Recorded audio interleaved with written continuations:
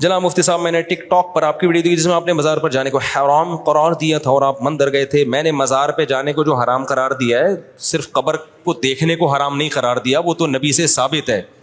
نبی اپنی والدہ کی قبر پہ گئے ہیں, اللہ نے آپ کو اجازت دی, اور ہم سید الانبیاء کی قبر پہ جاتے ہیں. اگر قبروں پہ جانا ہی حرام ہو جائے تو وہ یہ تو اس کے تو قرآن و سنت میں کوئی دلیل نہیں ہے, تو صحابہ تابعین سے ثابت ہے. میں نے مزار پہ اس طرح جانا جس طرح بدعتی لوگ جاتے ہیں, وہاں جا کے قوالیاں کرتے ہیں, سردے کرتے ہیں, طواف کرتے ہیں, بدعتیں کرتے ہیں, اس طرح سے مزاروں کی زیارت حرام ہے. مطلق زیارت کو حرام نہیں قرار دیا.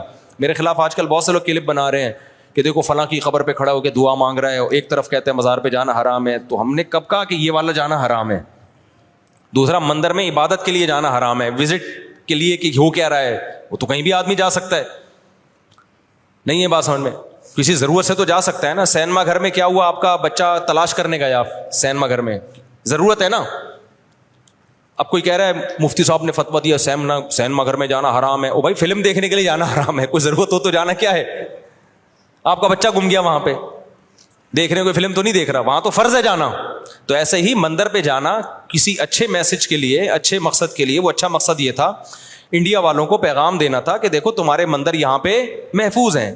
مندر میں پنڈت جی سے انٹرویو لیا ہم نے کہ بھائی آپ کو کوئی عبادت سے روکتا ہے؟ انہوں نے کہا نہیں روکتا. کتنا اچھا میسج گیا.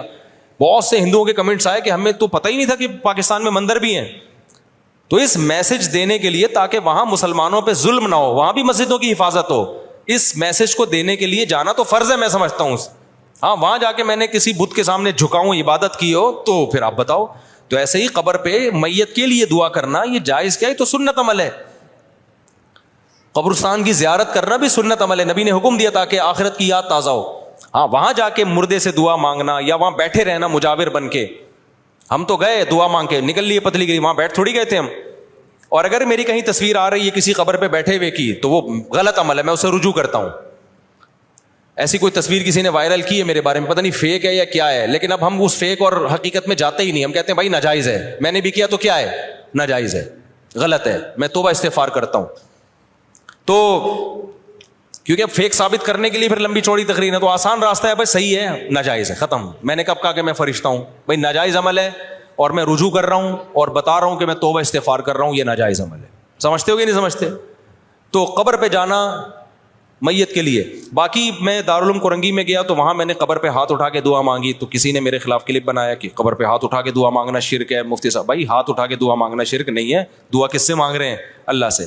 ہاں شرک کا ذریعہ بن سکتی ہے یہ چیز کہ کوئی لوگ یہ نہ سمجھے کہ قبر والے سے دعا مانگ رہا ہے. تو جہاں یہ خطرہ ہوگا وہاں جائز نہیں ہے. تو وہاں تو کوئی خطرہ نہیں تھا. دارالعلوم کرنگی کے سارے علماء توحید پرست ہیں, کوئی بھی قبر سے ہاتھ اٹھا, کوئی بھی صاحب قبر سے مانگنے کو جائز نہیں سمجھتا. تو وہاں کوئی خطرہ نہیں تھا, اس لیے میں نے اللہ سے دعا مانگی ہے, میت سے دعا نہیں مانگی.